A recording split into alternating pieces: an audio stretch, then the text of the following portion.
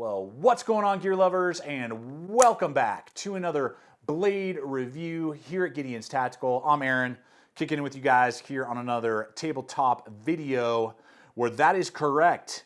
This is the first ever, after over a decade of testing and reviewing blades, my first ever Microtech. Microtech here on the channel, and it is the Ultratech. Ultratech DE, which stands for Do Not Enrage. No, it stands for double edge. Double edge blade there on this particular Ultratech. There are a ton of different blade options available in the Ultratech series. This model happens to be a Blade HQ exclusive, so I do appreciate them hooking me up with this model. And if you are interested throughout this video, there will be links in the description box below, not only for this, but also some competitive options, because we gotta talk competitors, and we have three here because there are a few things that I'm not so hot about the Ultratech having gotten my first Microtech, because they are kind of viewed as the pinnacle of OTFs. No, that's not a swear word. It stands for out the front. And I have three American-made OTFs that we're going to look at today as we unpack the Ultratech and all of the highs and definitely a few lows that I see in the design, now having had it for a long time. I've had this for quite a while, actually. So, first things first, let's talk about the blade, right? And you may have seen it, those of you with really good eyes. Yes, this is made out of MagnaCut. MagnaCut steel, everyone worships the footstool of MagnaCut these days, with, in some ways, good reason. Now, the Ultratechs and Microtechs use lots of different steel. I know they have in the past used M390. Leave a comment below on what type of steel you have if you own one of these Ultratechs. M390 will hold a better edge than MagnaCut. So the wear resistance is not up to spec to that, but MagnaCut is significantly tougher, more durable than M390 and has excellent rust resistance. Still very good wear resistance, but and I've found, having now used MagnaCut quite a bit, it's not that difficult to resharpen either. M390 is definitely more difficult, in my experience, than MagnaCut. Now, this model is going to be 3.4 inches long, so if you're looking at legal reasons, it's just a hair from handle to tip. If we can get this thing to focus today, there we go. Just a hair under 3.5 inches with the cutting edges, plural, because this is a dagger, of 3.1. 3.1 inches. It does have that beautiful fuller right there. This happens to be a blacked out version. There's stonewashed versions. Again, so many different blade shapes, drop points, bayonets, serrated non, so many out there. And then we got little holes punching through there as well. Now, it's going to have a flat grind and about 1/8 of an inch thick. Obviously, it's designed as a stabbing instrument. I've used this mainly as an EDC, use it quite a bit, really put it through its paces. It's okay because it's a short, flat grind. It'll be all right at cardboard cutting. It'll go through cordage, no problem. And it'll do some basic slicing and piercing of packaging and those type of things. But it is intended to stab and pierce and slash. So if that's not really what you think you want to use this for, and you're looking at it as basically an EDC, this is not the ideal blade shape. I would go with a different blade shape.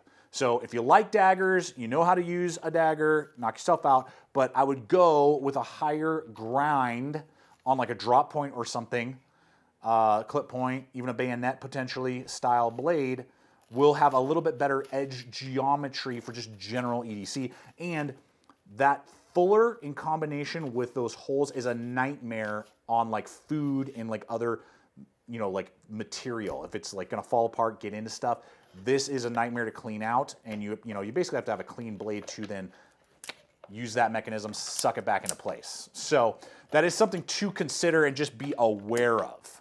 And by no means is it bad, it just is gonna function like a dagger. So if you know what you're getting, great, but if you think you're gonna be doing like, EDC work and utility and all that stuff, they're just better. I mean, this type of a grind, an extremely high flat grind, is going to just operate way better for those type of scenarios. Ultratechs definitely have that as a variant option if you're not into daggers. Now, let's go ahead and talk about the mechanism here, the whole thing. This is a double action, meaning you push forward, it shoots out, you pull back, it sucks back in. Now, if you're not familiar with OTFs in general and how that works, you might be like, well, what's the safety mechanism? Well, this is just a double folded piece of paper here. Push it out, Boom. That alone will stop it. It will fall off of its track, and now there's no tension there. If you then just pull all the way, it reseats itself, and let's see there. There we go. Just didn't seat it all the way. Just, woo. So there you go. Then you're on your track again. So that is what keeps it from, like, you're not going to put it up against your hand and like pierce through your hand like the movies. This is not how these function and how these operate. Now, before we get to the issue I have with this switch, I do want to thank you guys for hanging with me today. It is truly you, the viewers, in partnership with our sponsors that help me continue to make content just like this. So I appreciate it so much hanging with me today. If you're not yet a subscriber, I do invite you to subscribe, hit that like button, and to make sure to hit that bell icon so you be notified every week when I put up new videos just like this. My issue has to do with texture and geometry. This design is basically an X that they then just multiply out a bunch, and it has pretty aggressive edges, quite aggressive, and it's a kind of shallow angle, meaning that you have to push at about a 45-degree angle, and it's pretty abrasive on your thumb. And there's quite a bit of tension to overcome to then get that to shoot out. So what ends up happening is your thumb ends up getting a bunch of marks. Now, if you're using heavy-duty, tack gloves, you're going down range, whatever, awesome, and it's great for that. But you really got to like think about it, and it doesn't feel good. You're glad when the blade is either in or out and you can get your finger off that button because of the texture and the amount of tension, pressure that you're putting. In comparison to all of my other ones, which are mainly relying on geometry. Here's the Benchmade Shootout. Much bigger sweep, light texture there, way more organic, and just feels really good. Really, really good. And it's not abrasive, but because of the geometry, gives me plenty of leverage, and it just feels very organic. So if you were to ask me, hey, you want to shoot this out? If we were going to have a race to shoot out 100 times, who could go first?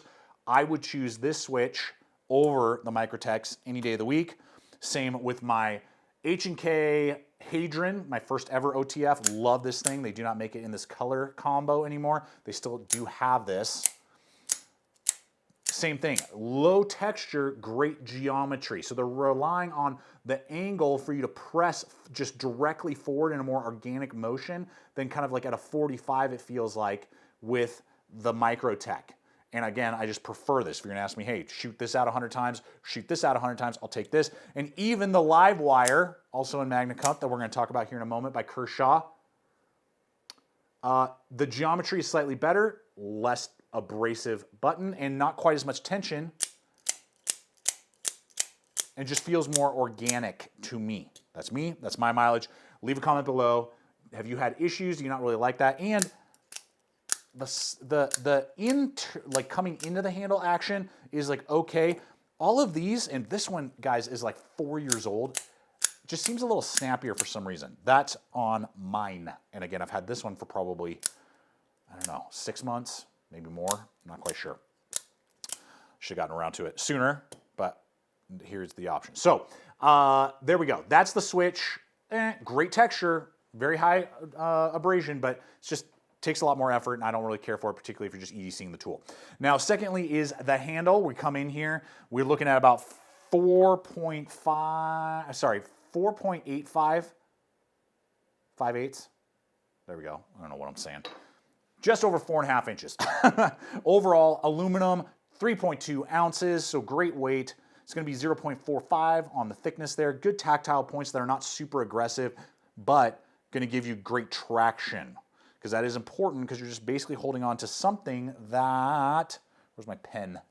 There it is basically the thickness of 2 pens side by side is how thick this is.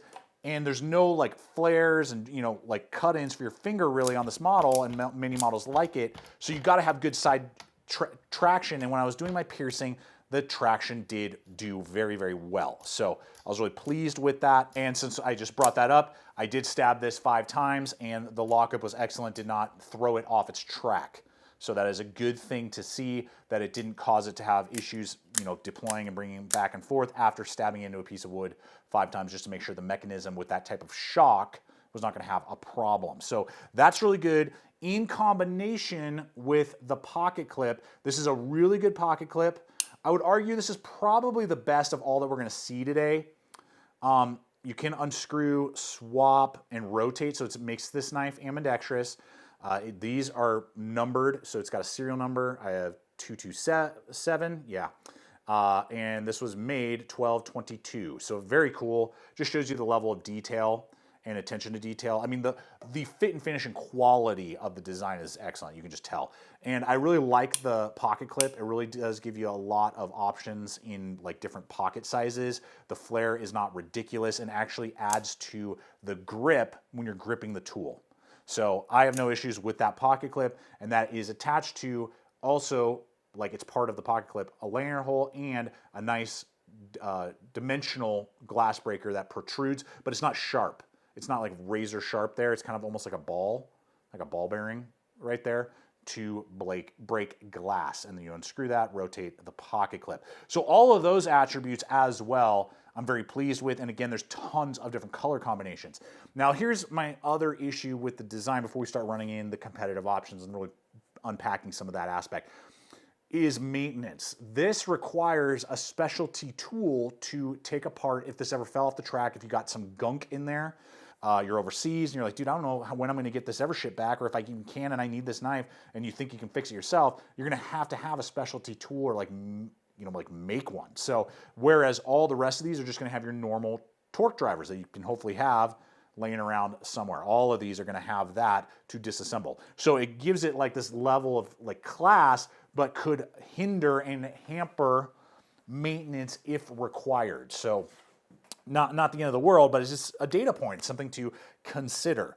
And particularly if you are going overseas or you're gifting this to somebody who's maybe on deployment or something like that, or you know may have a difficult time if this ever got an issue, you know, sending it back in for warranty and having it worked on. But there are tools that you can buy to, you know, like Microtech sells tools to take these screws all apart. So there you go. Now, value, these models are going to go anywhere from like $310, and OTFs are just expensive, man. It's just kind of the way they are because there's a very limited area. They're very restricted in where you can buy them, carry them, use them. So the market, there's just not as many quantities for every, whatever, 100 of these buck pocket knives sold. You know, it's probably 2 Microtechs or OTFs in general. So this model I think is like, I think it's 225, or excuse me, 325 if I remember correctly. Links below to all the affiliate networks I partner with and all the blades that we're running in here for competitive options. So as the most expensive option, I will here throw in the Shootout real quick. This guy's gonna be right around the same price, $315-ish. Lots of color combinations now. You can get them with glass breakers or without. This is a drop point version. I know they have like a modified Tanto version now. This is gonna have crew wear. So I love crew wear, used it quite a bit. It's like souped up D2 steel. And I'm not talking about like Chinese D2, I'm talking like CPM D2. And it's tougher, very durable, excellent wear resistance, really good blade. High grind, obviously. Polymer handle, loop over, deep ride, ambidextrous. As I've stated, I prefer the action on this one. And something to consider is unlike this one where it's just like a tube, like a brick. I mean, it reminds me of my Work Sharp sharpener right there. You know, I mean, it's just like you are, even though the angles are rounded and machined, it is a square. This Shootout, to me, the aspect that I like is that it is contoured like a normal pocket knife. It does feel very ergonomic for me in the hand. Right there, and you can just see, whoosh, boom. So, but again, you're getting this like plastic polymer feel versus the nice durable aluminum, and that is what the rest of these are going to have is aluminum. So leave a comment below if you like the idea of more contouring to feel more like an ergonomic pocket knife and less like a brick, because the rest of these are going to be a little bit more brickish. So my first ever OTF, still running this thing. I will never get rid of this thing. The H&K Hadron. I love this knife, ambidextrous. The pocket clip is insane, but it is kind of the same size almost as that Microtech. Now, this one I believe is going to be the cheapest. Models will go for like $210. Now, we'll have 154 cm, but it is made by Hogue in the USA. The action is superb. I love it. The ergonomics, similar to, you know, like the squared off. I was kind of like, what is going on with this handle when I first got it, having being my first OTF, but I really like it. And because of the high flat grind on, like, not a bayonet, but like a clip point. I mean, this is a very functional EDC, but great for self-defense if needed. So, Hadrons, throw down if you own a Hadron. Now, the brand new, they've had it for about a year in different designs, but I just got this Kershaw double-edged live wire. It does have MagnaCut right there. I've just started using this one, so I don't have a lot of data for you on this, but it's also going to have kind of that contouring. Great deployment right there. Dagger, but they also have bayonet and, you know, like a full flat grind or a high saber grind. Now, this one definitely has the worst pocket clip. It's small, but this flare is like so nuts, and there's just not a lot of space right there. And I have a very similar style one that put like a 3-inch scratch on my truck the other day, like a month ago. I'm still need to get worked out. So that pocket clip is not my favorite, but the value is definitely there. I believe some of these models are just under $250 for MagnaCut, American made, with the Kershaw, and now you got it Duralock. Again, all exact data will be provided below, but there is another option, and it could save you, you know, quite a bit of money. And so far, the deployment, I prefer a lot more on that one than the deployment action on this Microtech. Now, that's me, guys. That's my mileage. It's a Microtech, so you know you have just like this excellent quality about the tool, but it doesn't mean that it just like dominates other OTFs, by no means. And to be honest with you, currently it is my least carried out of all three of these OTFs for the reasons that we've talked about. Not only grind, so it's just not super functional outside of piercing, and the way it deploys is rather abrasive. Leave a comment below. Let me know your guys' thoughts. If you own a Microtech, how has it been performing for you over the years, and particularly Ultratechs, what are your thoughts? Always appreciate you guys hanging with me today, spending time, taking time out of your busy schedules. I hope this video has been entertaining, informative, and giving you the information you need, and just scratch that blade addiction. Thanks for hanging with me today. Check out the other videos. Subscribe if you haven't. And until next time, always remember, stay equipped, stay prepared, and I will see you out there.